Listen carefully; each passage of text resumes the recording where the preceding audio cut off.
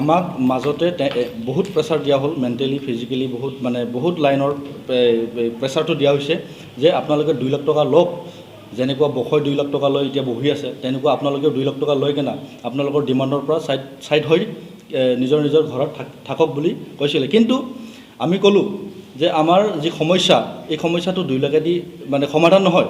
তো আমাৰ যদি সমস্যাটো সমাধান কৰি দিয়ে, তেন্তে আমাক 2 লাখো নালাগে, 4 লাখো নালাগে, বা আপোনালোকে যিমান টকা দিয়ে আমাক ইমানখিনি টকাও নালাগে। কিন্তু আমাৰ যি সমস্যা আছে, সমস্যাবোৰ সমাধান কৰি দিয়ক।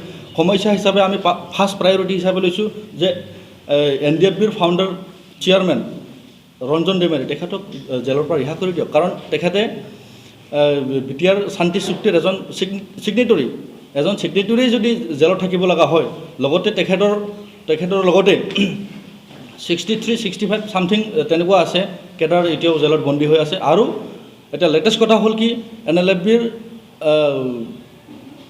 সেনাধ্যক্ষ তেখেত M বাথা তেখেতেও এতিয়া জেলত আছে। তো আমাৰ এটাই অনুৰোধ, আমাৰ যিমান নেতা কেডাৰ আছে তেওঁলোকক জেলৰ পৰা ৰিহা কৰাই দিয়ক।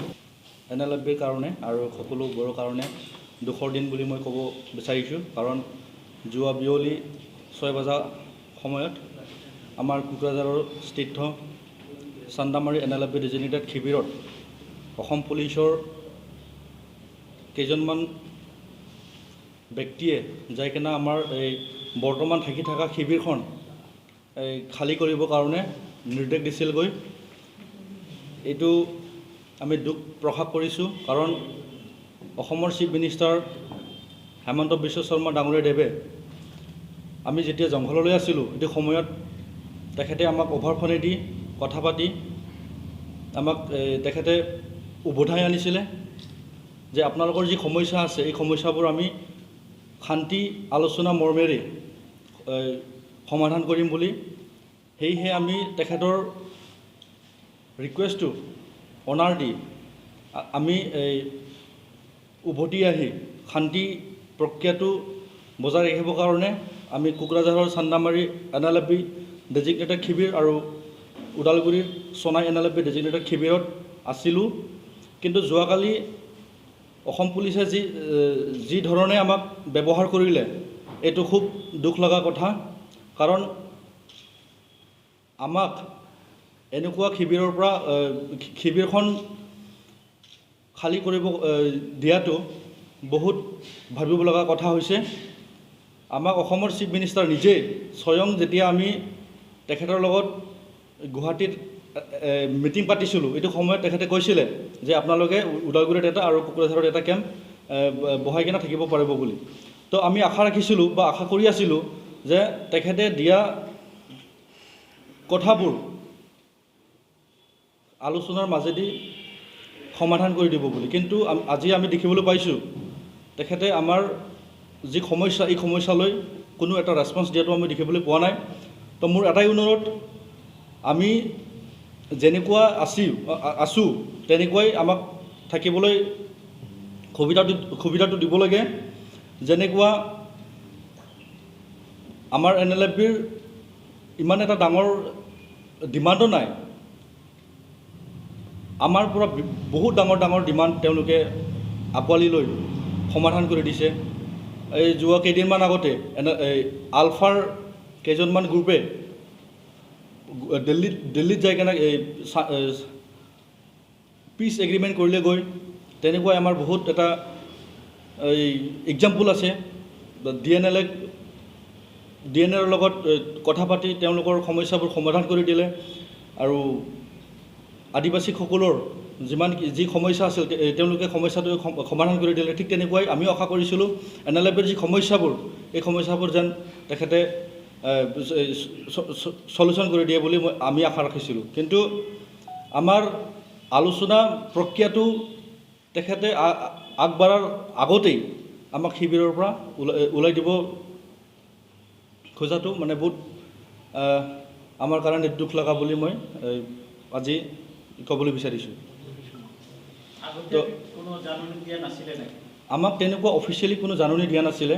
তো ময়ো যোৱাকালি আমাৰ কোকৰাঝাৰৰ পুলিচ বিষয়াৰ লগত পুলিচ বিষয়াৰ লগত কথা পাতিছিলোঁ অভাৰ ফোনেদি যে আপোনালোকে যে আমাৰ শিবিৰত আহিছে, শিবিৰত আহি কিনে আমাৰ শিবিৰখন যে খালী কৰিবলৈ কৈছে, আপোনালোকৰ তাত কিবা অফিচিয়েলি নটিফিকেশ্যন আছে নেকি বুলি সোধোঁতে তেওঁলোকে কৈছে যে না তেনেকুৱা নাই, কিন্তু এইটো ওপৰৰ অৰ্ডাৰ বুলি কৈছে।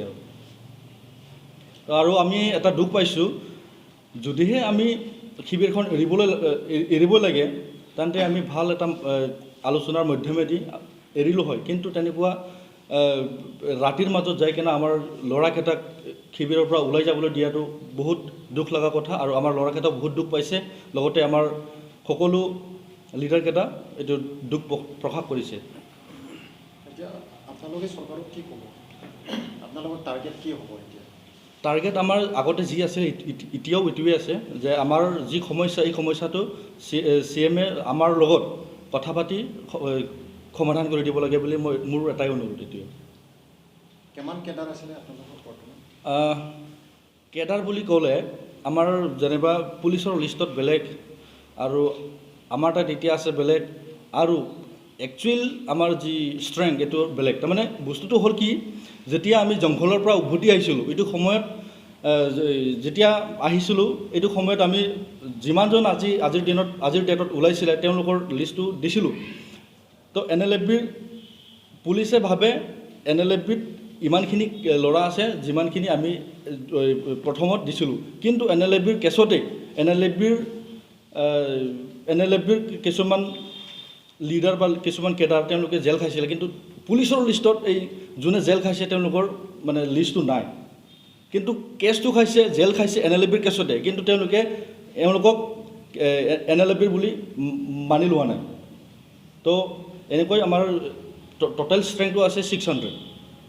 আচ্ছা, হয়, আমাক মাজতে বহুত প্ৰেছাৰ দিয়া হ'ল, মেণ্টেলি ফিজিকেলি বহুত লাইনৰ প্ৰেছাৰটো দিয়া হৈছে যে আপোনালোকে 2 লাখ টকা লওক, যেনেকুৱা বসয় 2 লাখ টকা লৈ এতিয়া বহি আছে, তেনেকুৱা আপোনালোকেও 2 লাখ টকা লৈ কিনে আপোনালোকৰ ডিমাণ্ডৰ পৰা ছাইড হৈ নিজৰ ঘৰত থাকক বুলি কৈছিলে। কিন্তু আমি ক'লোঁ যে আমাৰ যি সমস্যা, এই সমস্যাটো 2 লাখেদি মানে সমাধান নহয়।